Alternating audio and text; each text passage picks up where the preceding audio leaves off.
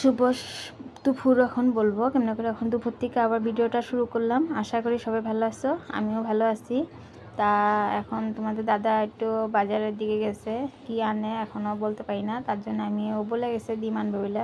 তারপরে তার জন্য আমি ডিমের জন্য সব আইটেম জোগাড় করে নিয়েছি। এখানে তিতাকলা ভাজি আর কাঁঠালের বীজ যে ভালো পাওয়া বলবেন কমেন্ট করে। আর এখানে আমি আলু কেটে নিয়েছি আর পেঁয়াজ আর কাঁচা লঙ্কা এগুলো পেস্ট করে দেবো। ডিম আনলে পরেই রান্না হবে। তা তোমাদের দাদা এখন থেকে আসেই নেই বাজার থেকে। তারপরে আমি কি করব, আমি এখন ছেলেটার সাথে বসে আছি। ছেলে আজকে স্কুলে যায় নাই, বললো আজকে স্কুলে যাওয়ার মোড নেই। তারপরে যে টিভি দেখতেছিল, গেম খেলতেছিল, ছেলেটা শুয়ে গেম খেলতেছে। তার মুখ ঢেকে দিছে, যেহেতু আসবে না সামনে, তার জন্য মুখটা ঢেকে দিছে। এখন কি করব, তারপরে আমি রুখে আছি।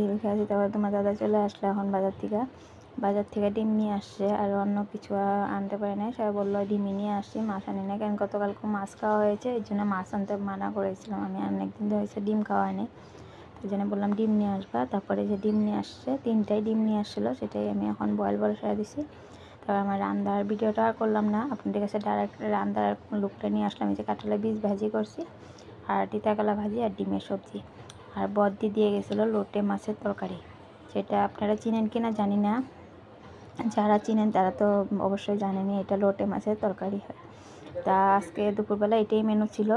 তারপরে আমরা একটু সমস্ত কাজ করে খাওয়া দাওয়া করে এই যে এখন খেতে দিয়ে দেবো। খাওয়া দাওয়ার পরে এখন তোমাদের দাদা বললো এই ঘরেই খাবে। আমি বলছি ঠিক আছে।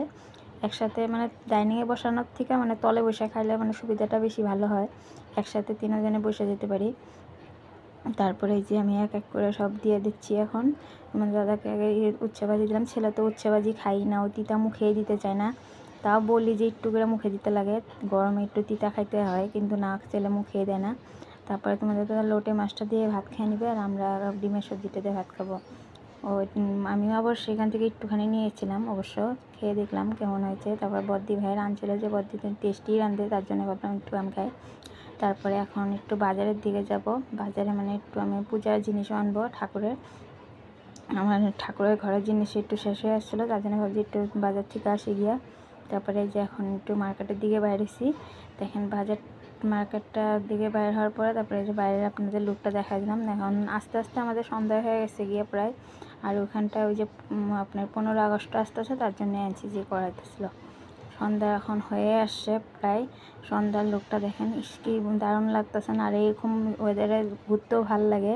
আজকে যেহেতু এত গরমও ছিল না, ওয়েদারটা ঠান্ডা ঠান্ডা। তারপরে আমি বাজার থেকে চলে আসা, তারপরে একটু গায়ে জল ঢেলে এই যে সন্ধ্যাবাতিটা দিয়ে নিলাম। যেহেতু আজকে বৃহস্পতিবার, তার জন্য সন্ধ্যাটা দিয়ে নিলাম। আর ছেলে এখানে ডান্স করতেছিল। ছেলের ডান্স তো এমনি দেখতে পারেন না আপনারা, এই যে আজকে দেখে নেন, ছেলে ডান্স করতেছিল।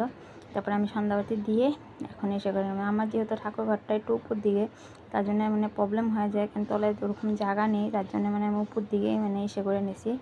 বসে যে পূজা করবো সেটারও আমার ইসে হয়ে যায়, প্রবলেম হয়ে যায়, পারি না। উপায় নেই, কী করবো, জায়গা শর্ট। তারপর বাজার থেকে নিয়ে আসছিলাম সিঙ্গারা, সেটাই সিঙ্গারা আর এই যে চাটনি। এই সিঙ্গারা দিয়ে আজকে সন্ধ্যার সেটা টিফিনটা হয়ে যাবে গিয়া। চা হয়ে খাওয়া দাওয়া হয়ে গেল গিয়া। তারপরে ছেলেকে নিয়ে এখন বসবো পড়তে। তারপরে মা আসলো, মা আমাদের একটা মামা তো ভাই আসছিলো, সেই আবার মার জন্য একটা শাড়ি নিয়ে আসছিলো। এই শাড়িটা নিয়ে আসলো, মা আমাকে এটা দেখা গেলো। তারপরে এখানটায় আমার ভাগনাটা যে ছেলে পড়তে বসছে। তারপরে পড়তে বসে ওই যে ছেলে আবার ডান্স করতে বাইরে গেছে রাস্তাতে, কি একটা বোতল নিয়ে ভিডিও করতে গেছিলো। ঠিক আছে বন্ধুরা, আশা করি